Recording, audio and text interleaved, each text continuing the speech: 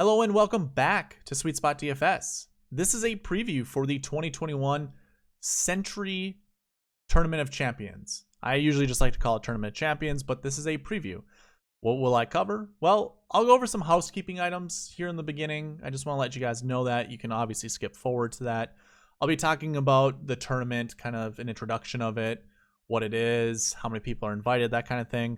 I'll look at past results, historical salaries, looking at the optimal lineup. Now, typically I don't include the optimal lineup in preview shows, but I feel like it's kind of a good idea, especially for this tournament. It's an extremely limited field. So we'll go over that, and then I'll go over the bucket system. Now, because we have 4 weeks off, what I typically also include is a segment called it's going over buckets for recent form. But because we've had 4 weeks off, we really don't have much recent form. I like to look back in the last 7 weeks for recent form. Thinking about changing that to 8 weeks, but either way, we just haven't had a lot of tournaments within that time. I'm not going to include it. So basically, went over everything I'll include in this video. You can see timestamps in the description for everything, or I do have chapter mode enabled, which the little red progress bar either on desktop or mobile will show you at what point of this video you're at. And on mobile, all you have to do is hover the mouse over. You can see where the next segments are or what they are. On mobile, what you'll have to do is kind of click and drag. So, just hold your finger on the little circle part of that red progress bar. You can go up and down and it'll tell you what segment is what. Okay, so some housekeeping items that I want to go over first. What did I do during this break? Well, I did work on the database that I had said I was going to try to create. It's really close. It's funny, I kind of hit a snag with match play. I got to the WGC match play events and thought to myself, this is a little bit different, a little bit wonky compared to the rest of the other tournaments. I better figure out a better way to, kind of record this data and be able to provide it, especially when I'm looking at recent form, success, and stuff like that. So I had to come up with a creative way. So that was kind of a snag. It definitely prolonged this database thing, but I've gotten past, I've already completed that portion of it, which is great because now when it comes to match play time, whether it's for the WGC match play event or Ryder Cup or anything like that, I'm going to have a lot of good data for that. So that was good. But yeah, that was primarily all I did. As you can see, the layout of this podcast is very much the same. Never really thought about changing it. I do like how it looks, but maybe somewhere down the future I'll do that. So basically, yeah, it was mostly, all these words mean the same thing. I was just covering or just creating a database. So that's unfortunately all I was able to do. It was the holidays, so there was a lot of time spent with family and friends and stuff like that. So I'm not, I'm not going to be too hard on myself.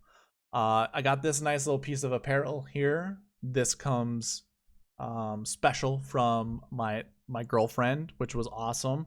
I didn't know you could make kind of a high quality shirt like this. So maybe somewhere in the future, if you guys are interested, actually, if you do want this type of shirt, let me know, because I'll just create it or whatever, and you can either Venmo me or PayPal me, and I'll definitely get you out a shirt, because it's awesome. It's a Puma shirt and has the logo. I don't know if you can see that well. It's pretty awesome. Other than that, really nothing going on. So I'm really excited to get back into this. We'll see how long it takes to get me back in the swing of things. But anyways, let's go on and talk about this tournament. So let me go ahead and bring up the spreadsheet. I have it on the notes page, which we'll talk about the bucket systems eventually, but really I want to give kind of an intro of this tournament. This is what I want to start doing. I really haven't done it. Most of you guys know how many golfers are in this field typically, and really where it's located, the name of all that kind of stuff. You guys know that, so I don't really necessarily have to go too too deep on it, but just a little overview. It's the Tournament of Champions. It's rebranded every once in a while. It's been played forever. Jack Nicklaus has the most wins at this tournament, 5 of them, I believe. So it's been played for a long period of time. And what it is, it's just really inviting all of the champions from the previous year. Now, this year is a little bit different because COVID kind of wiped out a bunch of tournaments. What they ended up doing was, for those golfers who made it to the Tour Championship and did not win last year, they are invited here. So the field was expanded by 17. It was expanded to 45 golfers. So there was originally going to be like 32, but they added 17 golfers to it, which makes this field, 45 were invited. 3 people declined. That was Rory McIlroy, Tyrrell Hatton, and Jim Herman, which obviously means this field is down to 42. And that all comes from Sunday evening.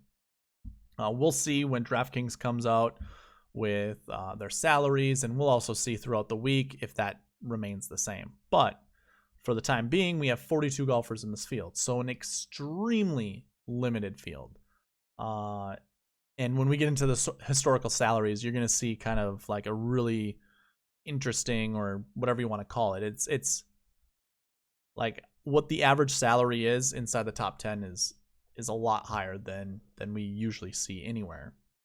And that's primarily because of the extremely limited field. So a lot of people are going to either tell you, I think the general consensus is, hinder your play style. Like, don't put many lineups in, yada, yada, yada.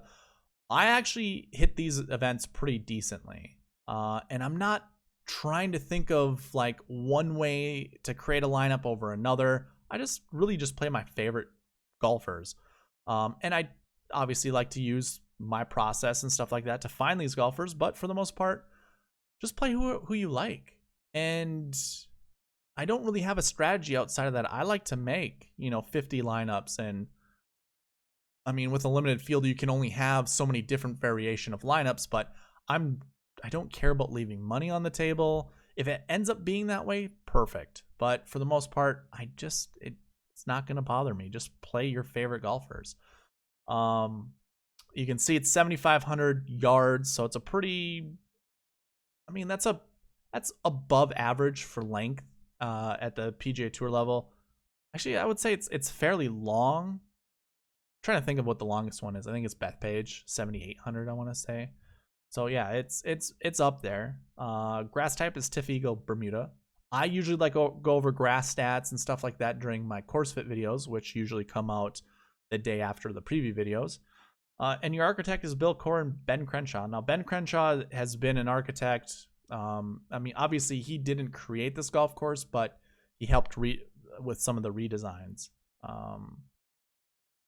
So I think that's all I have really for the introduction of this tournament. It's being played in Hawaii at the Kapalua Plantation Golf Course. I don't know if I mentioned that, but we'll also get into that tomorrow during the course fit video when the tournament fact sheets are presented to us from the GCSAA.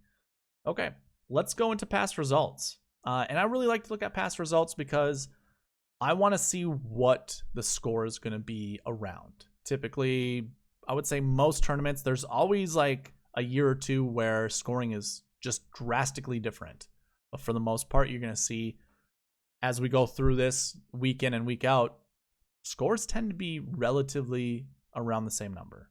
So you can see last year, 2020, Justin Thomas won this tournament 14 under par.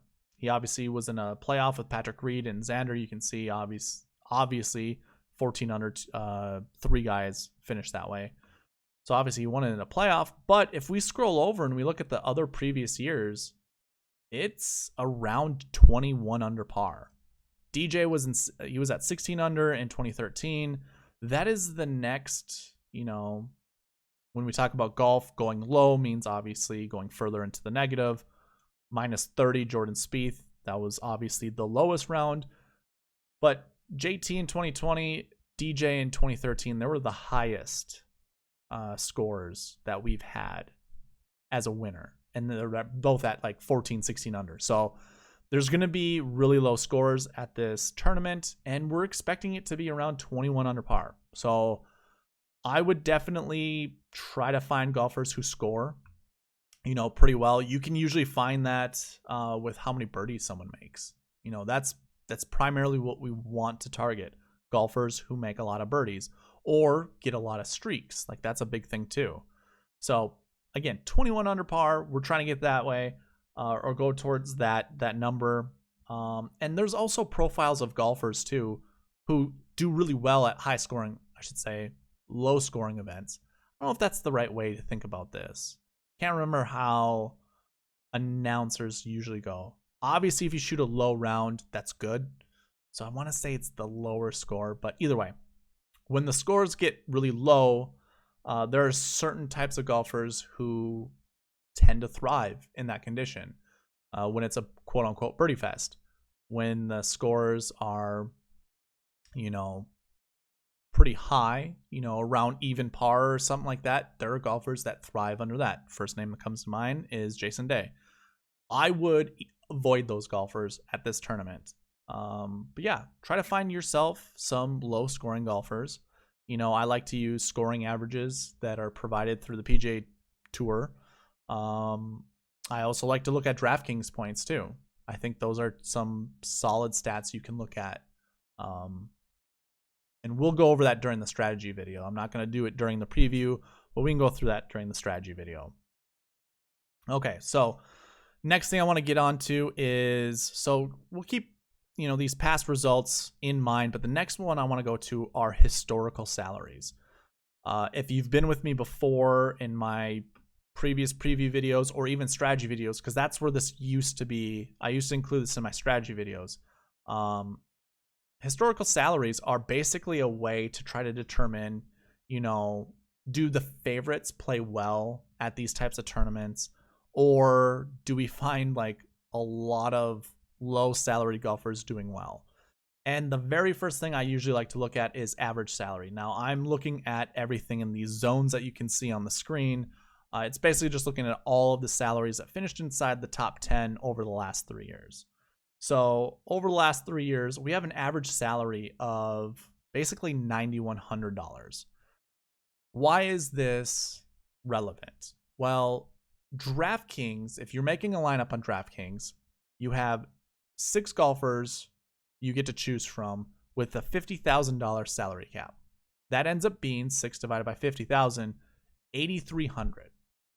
Now, when the number, this average salary number, is below 8,300, that's where you can find, you can really fluctuate with your salary construction, like your lineup construction. Because if it's lower than 8,300, that means there's a bunch of golfers under the average, under 8,300 inside the top 10. And primarily, there are more likely a lot of 6K golfers inside the top 10. Now, I don't know what salaries are going to look like here at this tournament, but I think if we can go to like 2020, try to find maybe the lowest salary. I don't remember off the top of my head. So the lowest salary, 6,000. So we're going to see some golfers in the 6K range. We're not going to see a lot. I mean, last year we had 10 out of 30. What was it? How many golfers? Out of 34 golfers, we had 10 in the 6K range. So there's not much room for, salary diversity, if you want to call it that. But either way, still 9,100, those 10 golfers in the 6K range rarely find themselves inside the top 10. We do have a minimum of 6,200 that ends up finishing in 8th place. I'm just trying to look at all the 6K golfers that finished inside the top 10. We had 2 total. 3 total. Yeah, I could look right here. I have the stats right there. So 3 total in the 6K range. 1 inside the 7 to 8K range. So everybody, the majority, you have 86.67% of golfers 8K and above inside the top 10 over the last 3 years. Now, that's like super interesting to bring up, and that's why I want to talk about the optimal lineup right after this, because we need to figure out, usually how the bucket system works, or, my process, it's looking at the top 10 and trying to find a way to find all the golfers that we can fit, that kind of hit a profile or correlate to a profile. We want to see how many of those we can put into a lineup. Well, when basically the top 10 averages over that average salary on DraftKings, we're probably going to have to dig outside the top 10 to find golfers that will end up making those lineups. So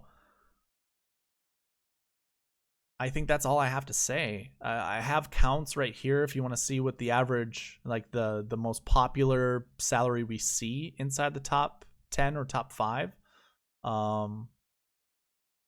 This doesn't look right. Like,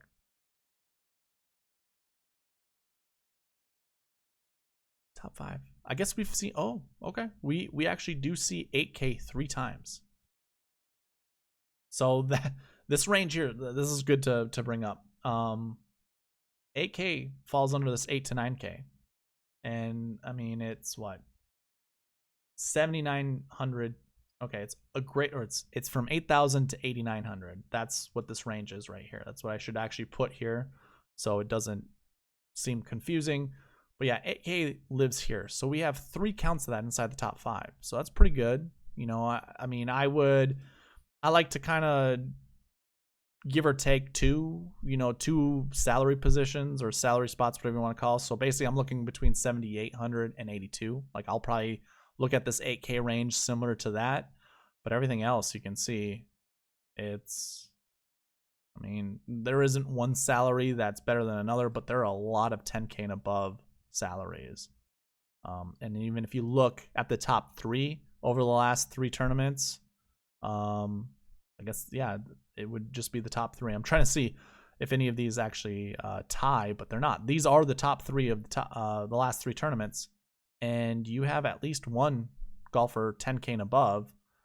2 obviously in 2020. But yeah, it's pretty expensive. It's going to be interesting to make lineups. So let's move on. I don't want to stay here too long. I just want to let you guys know that I do counts of each individual salary. I actually start at 15,000 and go down to 5, I believe. 15,000 down to 6? Sure. There's some tournaments in the past where it's fluctuated from 15,000 to 5,500. I can't remember which one it is. I want to say it's the Masters in 2017, something like that. But either way, we're looking at, it's going to be an expensive salary basically, or we're not going to have a lot of golfers in our lineup that's going to be inside the top 10. So let's look at optimal lineups. So this is 2020. This is last year's tournament. So you can see Justin Thomas here at the top.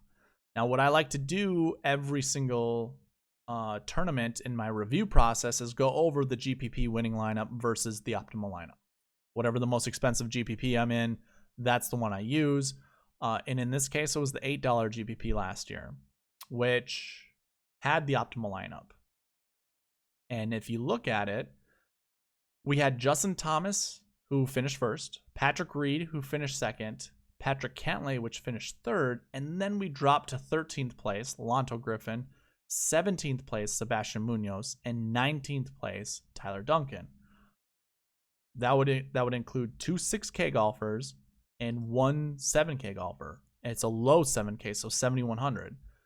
And then follow it up with Patrick Cantlay at 9,800, Patrick Reed 9,000, and Justin Thomas at 11,200. So really that stars and scrubs approach probably plays a little bit better at this tournament than other tournaments. But we can go to 2019 and kind of do the same thing. I unfortunately did not track the comparison between GPP and optimal lineup, but the optimal lineup I have here with the little tick marks here in the top right hand corner. We had Xander at 83, Gary at 8, Gary Woodland, Justin Thomas at 10.5, Mark Leishman at 7.7, Bryson at 87, and then Patton Kizzire at 62. And actually, you could fit all of the tops. I'm sorry. You could create a lineup of all top 10 golfers. And that was obviously for 2019. So that gives us kind of a different route that we can go. So for this year, you actually could fit all of the golfers inside the top 10. Or to say, not all of the golfers. I mean to say your lineup can have all golfers inside the top 10. Each golfer inside the top 10. Sorry. Now, looking at 2018, we had Dustin Johnson as the optimal lineup at 10-3, John Rahm at 9-5, Brian Harman at 8-7, Pat Perez at 8, a flat 8K, Johnny Vegas at 64, and Siwoo Kim at 67. And we were able to fit, we were able to create a lineup there with 6 golfers all inside the top 10. So we could do it there as well. And that was very much similar to 2019. Early 2020 was the only tournament that you really couldn't do that with the optimal lineup. But yeah, starting in the 10K range and then just dropping to the 8K range. That's exactly what we did in 2018. Or I shouldn't say exactly, but went from 10-3 to 9-5, 8-7 to 8, and then 2 6K golfers. Well, now that we actually reviewed this, you can basically create it however you want. Like 6-2, start with, 6K golfer, go to your 7K golfer, an 8, another 8, 3 8s in this one, and then your 10-5 golfer. So we'll wait to see what the salaries are like when we get them tomorrow. Highest salary was 11K. And highest salary was 11K as well. So really, looking at the last 3 years, looks like Rose didn't show up. JT would have been the 3rd best salary, but he ends up being the 2nd. These outs just mean they withdrew prior to the start of the tournament. And then 2020, what was that? I bet JT was the top price guy. John Rahm was. So, okay. I'm assuming JT is going to be the highest price guy. It just seems natural that that would happen. So I guess to conclude this part of the segment, really creating a lineup however you want is going to be the key. I thought, I won't lie, I looked at the 2020 results and was like, okay, looks like we're going to have to do stars and scrubs. But that was not the case. There's not a single variation of a lineup you could have created that would have included all, your lineup would have had all top 10 golfers from last year. This was one of those where all the favorites hit. And I mean, that's a possibility. So if you are creating lineups, I guess keep that in mind. That 10.6K or that 10.5, 10.6 salary looks to be kind of the optimal position to find. 10-3, 10-5 also. So whoever's going to be somewhere between 10-3 and 10-5 or 10-6 tomorrow when we get the salaries out might be the guy you just want to slam right into your lineup. I'm not sure who it's going to be. Probably could take a venture of a guess, but I mean, Bryson's going to play, looks like. That'll be interesting. I'm assuming Xander will be that 10-5. If I'm gonna guess, Xander or Webb, because JT is going to be 11K. I don't see Dustin Johnson on here. Yeah, no. Oh, Dustin Johnson is here. My apologies. Ooh, that's going to be... All right, I'm excited to see what the salaries are going to be tomorrow. We'll have to wait and find out. Okay, so next portion I want to get to is the bucket system. So obviously on the screen I have a table here. Each of these tables, if you've been here before, usually you see a last week. So you can see both of these are last year tables, and basically how this would read. This is my top 5 last year bucket. This is my top 10 last year bucket. You can see the totals over here. You can see the percentage of, I'll explain it soon, but you can see the percentages here and then the ranking of each bucket here. So whenever I say a last year one, that's going to be referencing to here and what that range is.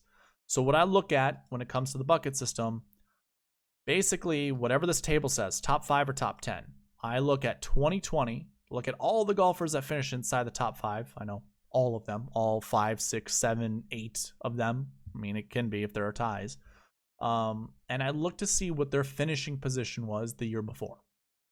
So in 2020, we had 2 golfers who had a finishing position at this very tournament somewhere between the range of first place to 20th place. And obviously that's how these ranges work. One glaring thing you're going to see, golfers within the ranges of 40 to 80, non-existent. Why? Well, I think it's evident, right? We only have 30 golfers here, usually any given year. So we're not going to have a missed cut because there is no cut. We're not going to find any golfers in that 40 to 60 or 60 to 80 range. So just keep that in mind. So how you would look at this, our last year 1 range are golfers who did not play. Our last year 2 range, golfers between 1 to 20. Last year 3, 20 to 40, and that's it. We're not going to talk about any other ranges. And we can see that in the top 10. So again, reading how this would be, in 2020, your top 10, we had 10 golfers inside the top 10. Surprise, surprise. And this is how kind of the shakeout, whatever you want to call it, the itemization, that's not the right word, but basically how it's broken down. We had 5 golfers who had a 1 to 20 range, a first to 20th place range the year before. 4 did not play. 1 was in that 20 to 40 range. Now, what I would love to tell you is that the 20 to 40 range is magical. Why? Well, if we go to 2019, we look at first place. Xander Schauffele finished 22nd the year before. In 2018, I guess we don't have that, but 21st shows up. I mean, that 21-22 range is going to be pretty popular. JT 21 in 2017 finished first. Jordan Spieth didn't play. We have a 22 here with Stephen Bowditch. Jimmy Walker 21st. Sang-Moon Bae 21st. Basically, what I had seen was that 21 to 22, we're going to find 1 golfer inside the top 10. Now, that really doesn't mean anything necessarily. Like, I'm not one of those that's going to be, superstitious where we want to find someone who is in the 20 to 40 range no matter what. It is fun. It's very interesting, especially if you had like a favorite golfer, like Xander Schauffele or JT. Like, either way, it's going to get you on one of those guys, right? If this, trend had your favorite golfer on it, it's a good reason to play them. And it would have benefited you pretty greatly. Especially when there aren't that many 20s in any given tournament. Like, that was the other thing that I saw too. Like, you don't see many of the 20s down here in the bottom. You see them all at the top. I guess I should have led off with that because it looks more impressive when you see how many 20s there are any given year. And like I said, 21 to 22 is where I'm looking at, not so much 27 or anything like that. Again, yeah, 21. I mean, what is 11th place is my worst finish for someone who finished 21st or 22nd. So either way, like I said, it was kind of a magical number. I guess we have 25th for Patrick Reed and nobody else in the 20s.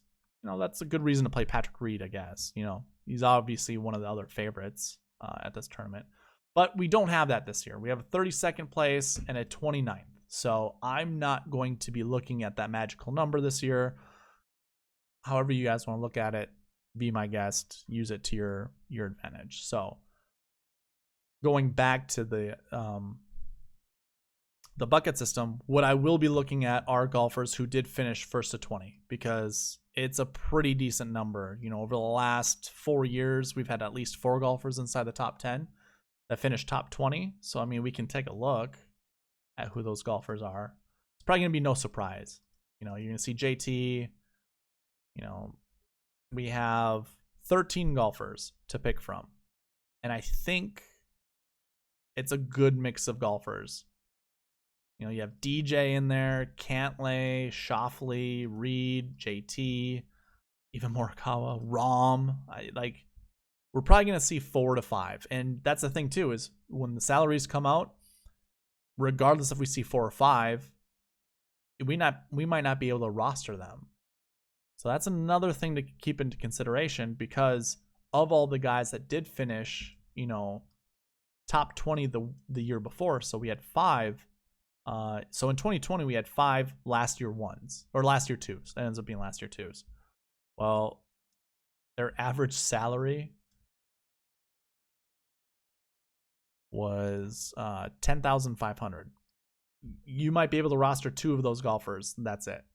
So I wouldn't get too caught up in trying to roster last year 2s, and I would not get cute and try to, you know, find your low price last year 2s. I mean, I guess our lowest one would have been Cameron Champ, 8,200. Was not a part of the optimal lineup. So this is kind of a tournament where the bucket system is kind of worthless, irrelevant. This type of analysis for me makes me kind of want to try to figure out some kind of salary by bucket. You know, we're looking at how, like, what is the average salary inside the top 10, you know, for that bucket. I think that'll be the next step that I'll do. I'm not sure how I'm going to be able to do it. It might actually be, I've thought about this with creating a database where I could actually put a lot of that information.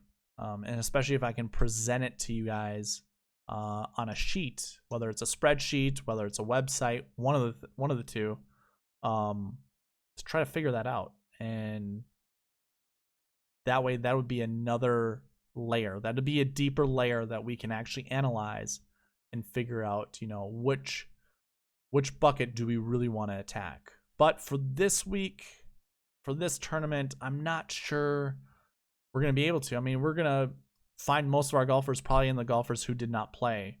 But to go along with all of that, you know, every year we look, course history is going to matter.